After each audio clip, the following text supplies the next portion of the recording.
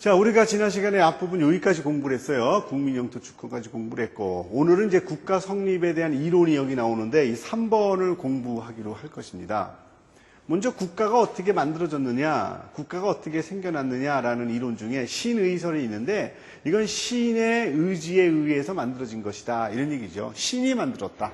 아주 예전에 생각하던 것인데, 뭐 대표적으로 예를 들면은 뭐가 있을까? 서양의 왕의 권한은 신이 수여했다라는 왕권 신수설, 이런 것들도 여기에 해당될 것이고요.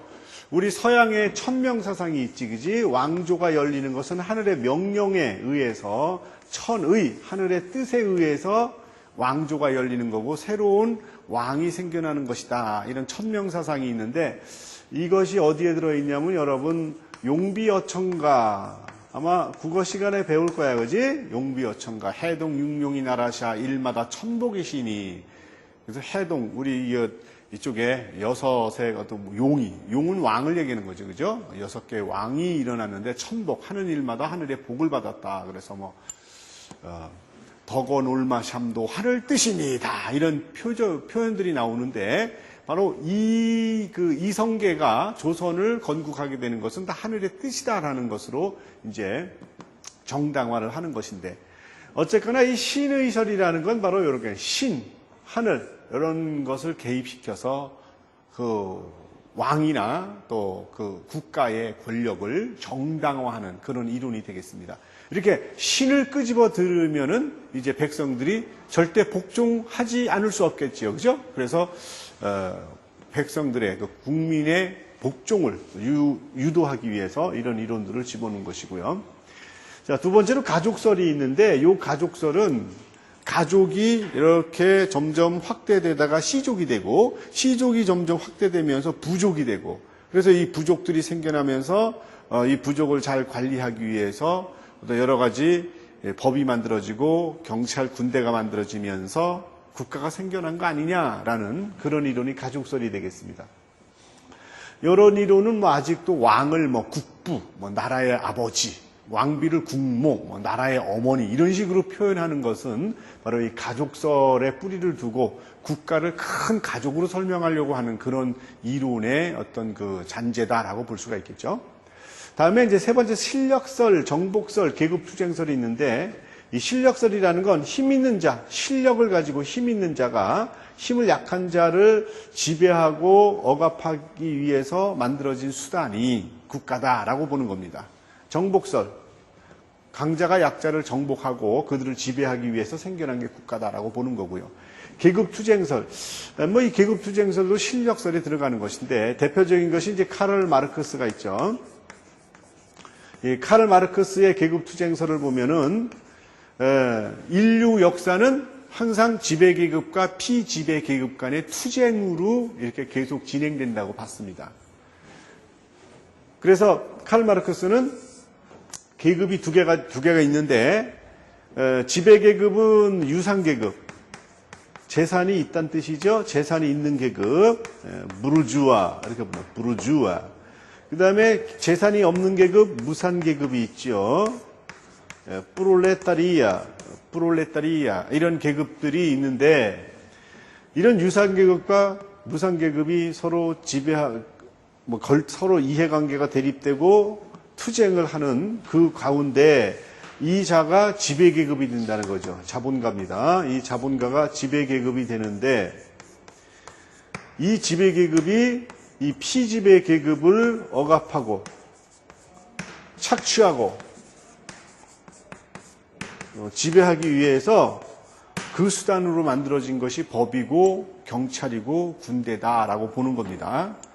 그래서 현재 존재하는 모든 국가, 경찰, 법, 이런 제도는 지배계급, 부르주아 계급, 자본과 가진 자들에게 유리하게 돼 있다. 그건 어쩔 수 없는 거다라는 식으로 설명을 하죠. 그래서 현재 존재하는 국가들에 관해 상당히 부정적인 견해를 갖게 됩니다. 이 지배계급은 계속해서 자기들에게 유리한 법을 계속 만들게 되고, 그 결과 이 무산계급이, 노동자계급이 이제 점점 불평등한 입장에 빠지게 되는 것인데, 이 무상계급이 일치 단결해서 이 부르주아 계급을 타도하고 평등한 구조를 만들어내면 계급이 없는, 지배계급, 피지배계급이 없는 사회를 만들게 되면은 국가나 뭐 경찰, 군대는 필요 없지 않겠느냐. 그래서 결국 국가는 소멸되고 말 것이다. 이런 얘기까지 했어요. 뭐, 그래, 시험 문제 많이 나오지는 않습니다만, 이제 어쩌다 보면 이제 아주 어려운 문제를 만들 때 이 사람의 이론을 집어넣어서 설명하기도 해요. 지배계급이 피지배계급을 억압착취 지배하기 위해서 만든 수단이 국가다.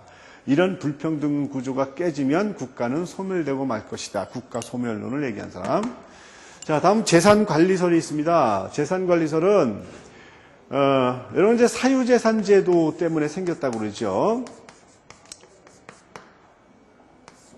뭐 루소도 이제 그런 식의 얘기를 좀 일부 얘기했습니다만 원래 예전에 사유재산 제도가 없을 때는 국가가 없었어요. 그런데 사유재산 제도가 생기다 보니까 내가 내 재산을 관리해야지. 재산이 점점 늘어나. 그러면 그 재산을 지키는 경비가 필요하지. 그 재산을 훔쳐가거나 이런 사람 처벌하는 법이 필요하지. 그죠? 또 다른 부족이 내 재산을 뺏어가면 뺏어가지 못하게 지키는 군대가 필요하지. 그러다 보니까 국가가 생겨난 거 아니냐라고 설명하는 게 재산관리설이 되겠습니다. 자, 다음에 사회계약설이 있는데 이런 것들은 사실은 시험에 그렇게 많이 나오지는 않고요. 이 사회계약설이 시험 문제에 무지하게 많이 나온 거예요. 별표를 여기다 3개를 떡 이렇게 치는 거죠. 사회계약설.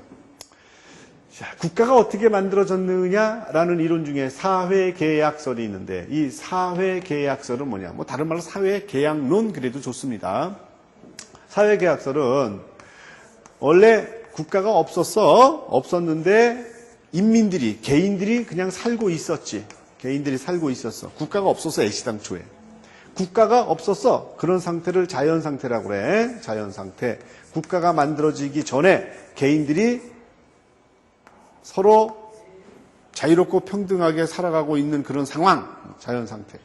이런 상태에 있었는데 여러 가지 문제가 생기는 거야. 여러 가지. 개인들이 서로 이해 관계가 대립되기도 하고 쌈박질도 하게 되고 막 여러 가지 문제가 생기니까 야, 이런 문제를 해결하기 위해서 우리 어떤 단체를 하나 만들어야 되지 않겠니? 그거 that's a good idea. 좋은 말인데 이래가지고 인민들이 서로 계약을 맺는 거야. 상호간의 동의, 계약 또는 합의 이걸 맺어가지고 한 단체를 만들었더라. 그게 바로 국가요. 그게 바로 정부요. 그것이 곧 사회다. 이렇게 설명하는 이론이지.